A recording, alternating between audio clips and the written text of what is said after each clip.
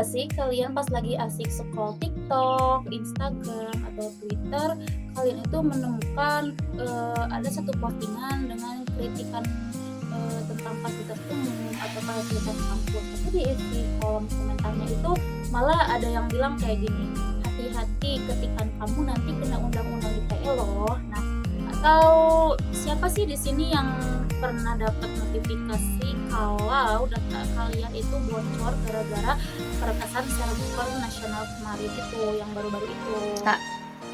Hai Sobat Pembelajar, kembali lagi dengan vlog saya Maulida Ramadhani dengan NIM 250100117.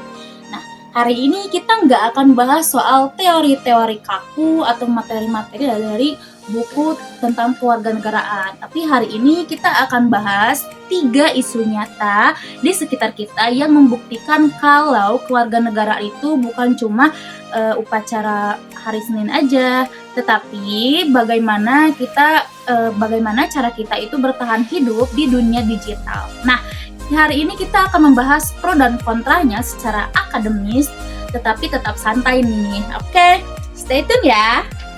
Oke, kita akan bahas dari yang paling dekat dulu aja ya. Misalnya itu hak bebas berpendapat versus kewajiban kita untuk menjaga ketika di media sosial. Nah, sebenarnya ini itu adalah materi yang sangat melekat dengan hak dan kewajiban kita sebagai warga negara. Karena di satu sisi kita juga punya hak konstitusional untuk bersuara, tapi di sisi lain kita juga ada undang-undang ITE yang siap mengintai kalau kita itu kelewatan. Nah, tapi disinilah letak perbedaannya.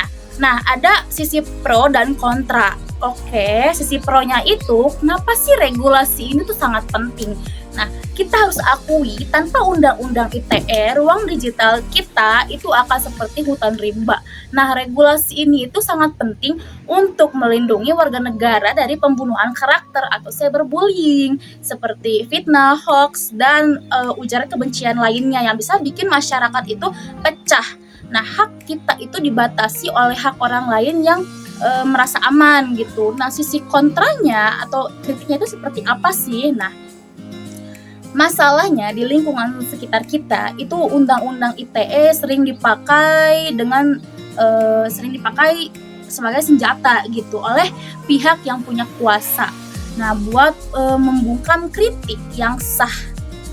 Istilahnya itu seperti pasal karet gitu ya, yang akhirnya muncul jadi masyarakat itu akan jadi takut kalau bersuara jujur, dan karena takut juga untuk dilaporkan ke polisi gara-gara masalah yang tadi gitu, gara-gara orang yang berkuasa. Nah, jadi tantangan besarnya adalah gimana sih caranya negara itu bisa membedakan mana yang murni hinaan personal dan mana yang kritik publik demi kebaikan. Keseimbangan ini itu yang belum ketemu sampai saat ini gitu.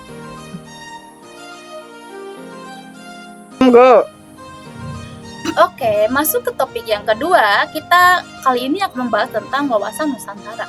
Nah, kalian kalau dengar tentang wawasan Nusantara pasti mikirnya itu tentang geografi atau pulau yang paling luar gitu. Atau ada juga kapal luar negeri yang masuk ke lautan Indonesia kan?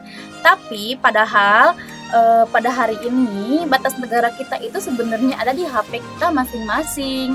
Nah, isu hangatnya apa? Nah, isu hangat sekarang yang terkini itu kasus peretasan pusat data nasional atau kebocoran data KTP yang sering banget kita dengar di berita.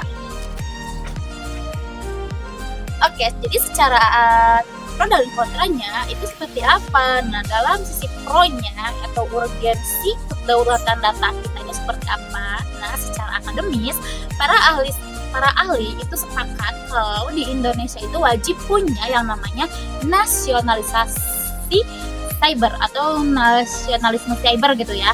Nah, negara itu harus tegas lewat Undang-Undang Perlindungan Data Pribadi atau UU PDP. Nah, data warga negara itu adalah aset kedaulatan tertinggi hari ini.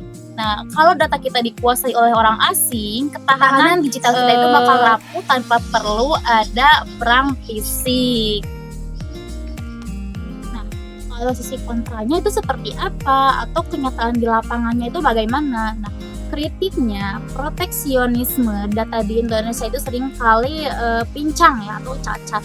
Seperti anggaran besar tapi infrastruktur cyber domestik kita itu masih rapuh dan birokrasinya itu masih lamban dalam merespon ancaman. Nah, beberapa pihak itu menilai kalau ini itu terlalu menutup diri dari teknologi atau server global yang justru yang ini itu memperlambat adopsi teknologi maju seperti AI atau yang lain sebagainya. Sementara keamanan dalam negeri itu belum siap sepenuhnya gitu. Jadi wawasan Nusantara pada zaman now itu bukan cuma jaga patok tanah aja di perbatasan, tapi bagaimana pemerintah itu harus bisa ngejaga setiap kilobita data di negara ini dari serangan hacker.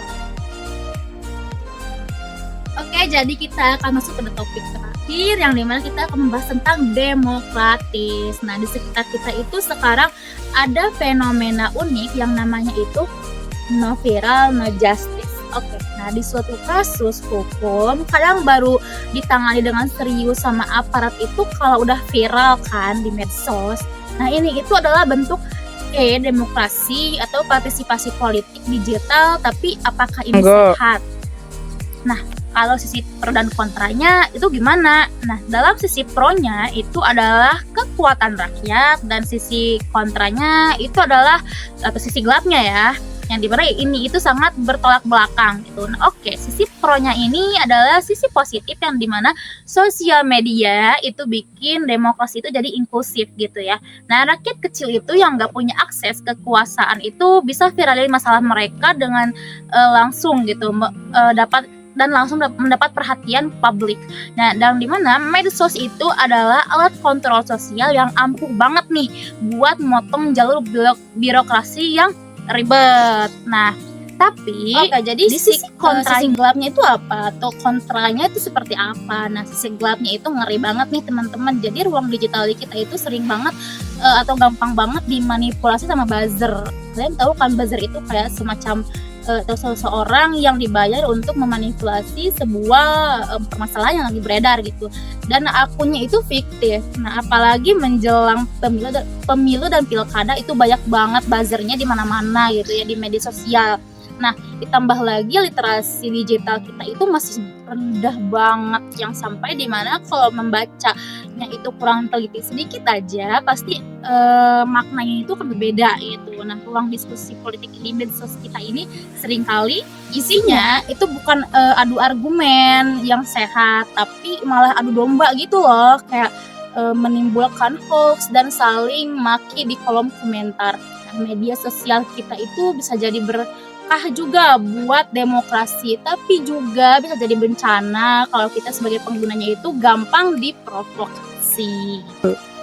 Oke, dari ketiga materi tadi yang kita bahas, kita belajar satu hal, kalau pendidikan kewarganegaraan itu dinamis banget, seperti nilai-nilai Pancasila, hak, kewajiban, dan demokrasi itu sekarang diujinya itu lewat jempol kita masing-masing di balik layar smartphone kita. Nah, kalau menurut sudut pandang kalian dari fenomena undang-undang ITE tadi, kebocoran data, dan sampai ada tren no viral no justice, itu mana nih yang paling darurat nih menurut kalian? Yang dimana ini itu butuh banget untuk dibenahi di lingkungan kita saat ini. Coba dong tulis di kolom komentar ya, yang tapi menggunakan kalimat yang sopan yang tadi sudah saya bilang untuk menjadi warga digital yang baik dan sopan. Oke, itu aja yang mungkin saya bisa sampaikan dalam diskusi kita kali ini. Semoga ini bermanfaat untuk kita semua. Dan stay tune ya untuk diskusi kita selanjutnya. Jangan lupa like, share, and subscribe channel ini. Dan sampai jumpa di diskusi selanjutnya. See you!